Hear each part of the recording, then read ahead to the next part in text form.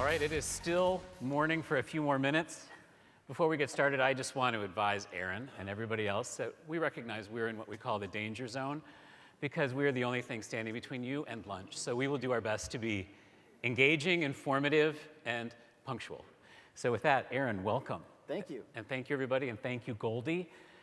Before we jump into a lot of the nitty-gritty, Aaron, give us a nickel sketch of your background. Sure. I am one of the co-founders of 18F, and before that, I was a Presidential Innovation Fellow. I'm a computer science grad and worked at one or two famous tech companies in the past, and I'm also a recovering lawyer. And the last time I spoke to this many people, last time I was in front of this many people in one room, I think I was a sophomore in college playing Louie Louie on the guitar, so. Excellent. All right. Thank you. And my name is Chris Neff. I'm the Chief Marketing Officer of NIC. We're a digital government company that provide online services, websites, mobile applications, secure payment processing. And before that, I have a consumer background with the Coca-Cola Company and with MCI. So I am a consumer guy, and I'm not recovering, though, I have to say. Let's talk about digital government. What is it, and how do you view it? So when I hear digital government, I think there's no such thing. I think there's government, and I think that we use technology to build tools that help government serve. And some of those tools are digital. To me, if we do digital well, then government doesn't seem big and complicated. You just get what you need. Big and complicated, get what you need. So let's use some other phrases here to frame that. Helping government fulfill its mission of service simply, quickly, easily? Yes, and efficiently and transparently and accurately. Okay, that sounds good. Let's get an update on the 18F story, and then a sub-question to that is talk a little bit about some of the projects that you're working on now. Sure. The 18F story. Well, I'll give you the stock answer, and I'll give you the real answer. The stock answer is 18F is 160 now, designers and developers and acquisition specialists and product managers who have served over, I think we've done over 60 agreements with over 40 agencies, including most of the largest ones, to help our agency government partners buy and build and share digital services. The real answer, all right, so. You're among friends. Yeah, okay. Yeah. So old joke.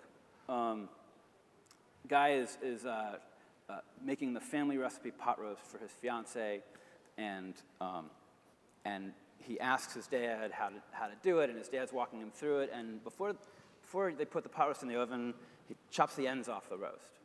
And he says, "Dad, why'd you chop the ends off?" He says, "I don't know. That's just the family recipe. We've always done it that way." He says, "Well, let's go ask Grandma." So they go find Grandma, and they said, "Grandma, you taught Dad to chop the ends off the roast before you put it in the oven. He's teaching me that. Why'd you do that?" And she said, "I don't know. My mother taught it to me that way. I just always did it that way.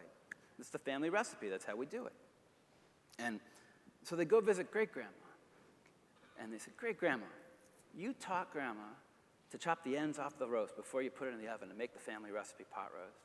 And she taught Dad to cut them off, and he's teaching me, and I want to know, why do you cut the ends off the roast?" And Great-Grandma thinks for a minute, and she says, "My oven was only this wide."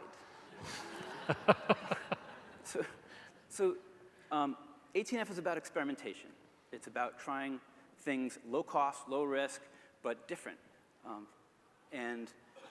We have some methodologies that we bring to the table that there are folks in this room and folks all over government who have been trying, but that we're trying to help scale because we think that they're methodologies that bring us better bang for our buck in the digital space. So the principal ones you know about, putting users first when we design, putting users before stakeholders in the design of our software and thinking about users from start to finish and consulting them all along the way. working agilely, working in small iterative sprints instead of longer milestone-based planning, because it turns out that when you build software, you need a lot of feedback. You need a constant feedback loop in order to make sure you're building the right thing for the right people. And working in the open for transparency, for accountability, for involving the community in your process, and for avoiding locking. Okay, tell us about a few projects. Tell us about a few projects. Well, let's see. In the last couple weeks, we launched beta.fec.gov. We worked with the Federal Election Commission. They came to us over a year ago. They were, in fact, our very first official client. They came to us and said, we want to do more with this data, with all of this election contribution data. We want to build a new site. And so we got into it with them, and we started exploring different ways, what people are looking for when they're looking for this sort of data, what kind of information people are trying to glean, and the different kinds of users, the journalists and the researchers and the public. And so a few months ago, we launched with them a new API, their first API for accessing contribution data, and then a couple weeks ago, we launched the first version of the new website, which is not done, but it's the beginning, and folks can try it, and folks can provide feedback, and they're using that feedback to continue to pivot and change the design to meet the needs of the folks who are using the site. So talking about experimentation and testing, which is a bedrock of our organization, we're constantly iterating. How does that work within 18F and within your interactions with agencies? How does experimentation work with it? Well, it's one of the things we let folks know that they're signing up for when they come to work for us. Mm-hmm. We don't have the power to tell an agency to come work for us. It's always, we're fee for service, and agencies have to want it. They have to want to come work with us, and they know coming in that when they work with us, we have certain methods that we use. And they know that we're going to work in short sprints and that we're going to try different things to see how we can come up with the best possible product. And sometimes there's a little discomfort. Sometimes folks are extremely comfortable. Usually there's a mix of both at the agency, at whatever agency we're working with. But the reason it works, we think, is that it's, like I said, low risk and low cost. So it's not experimenting that if it doesn't go right, there's going to be a massive failure. It's a failure that lasted 2 weeks or 4 weeks, and then you pivot and you try something different. Okay.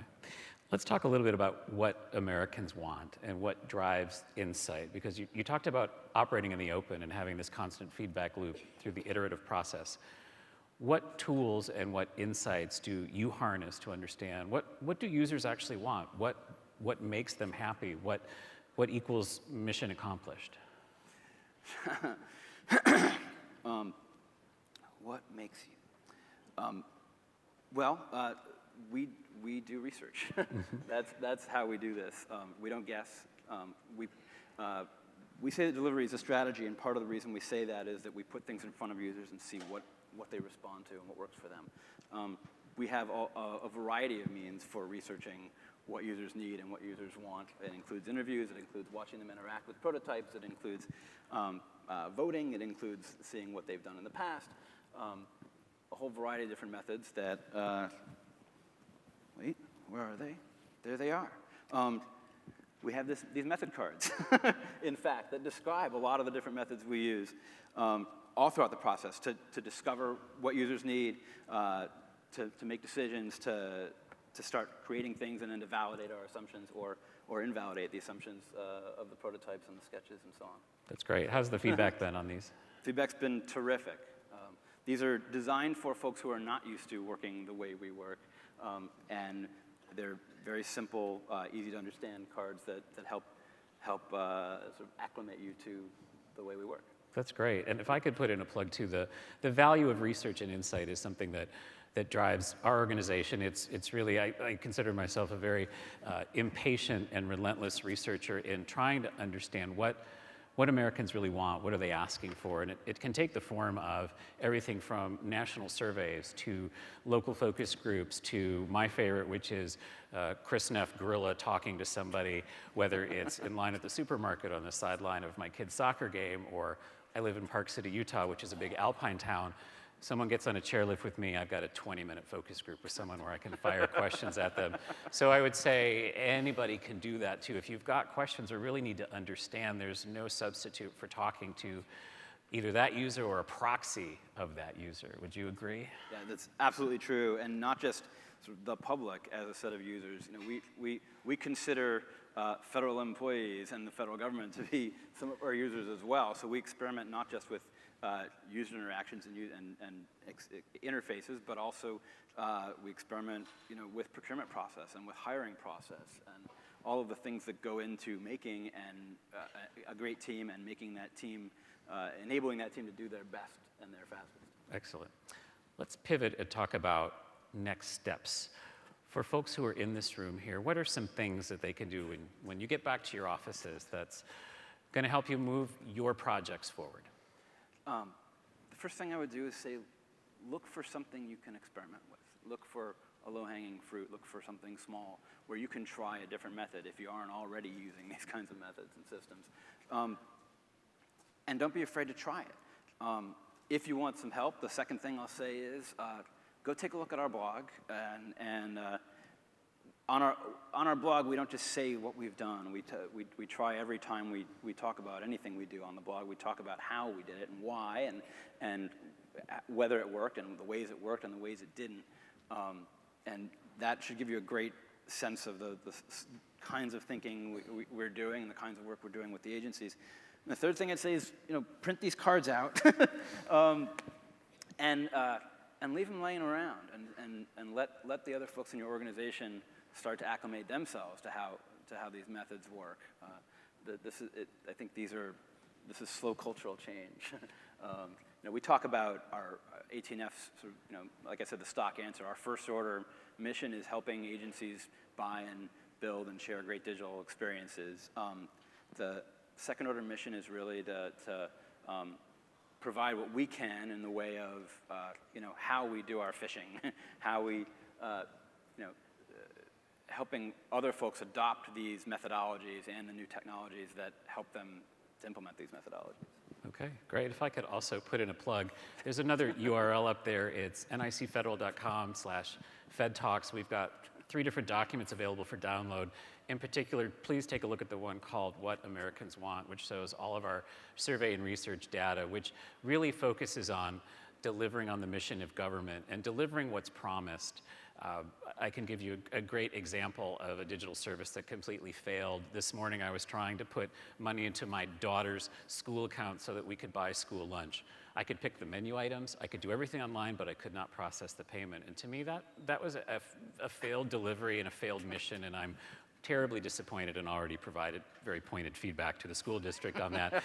But the bottom line is, if you're going to do something, deliver it on time, deliver it relentlessly, and deliver it and continue to innovate, no matter how small or large. And you talk about testing and innovation and continuing to experiment. That's really the beautiful way to approach this. Let's look at the crystal ball in our few remaining minutes here. What do you see coming next? Well, for AT&F at least, you know, I could give you the stock answer. I see us helping more agencies do more buying and building and sharing. I think we're headed in a few directions. And you know, the meta answer here is, you know, you should see in that crystal ball more experimentation from us.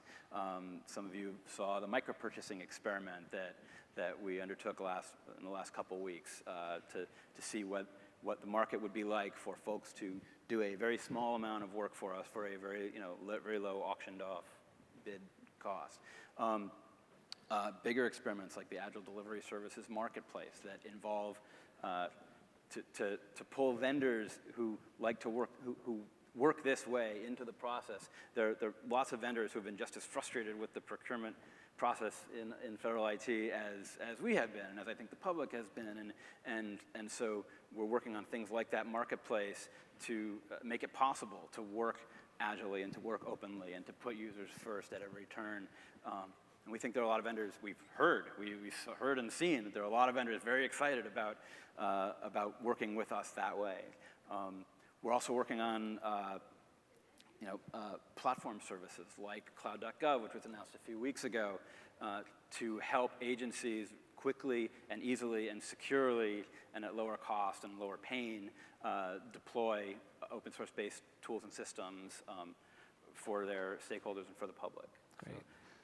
And of course, we're going to keep building web services all across the board.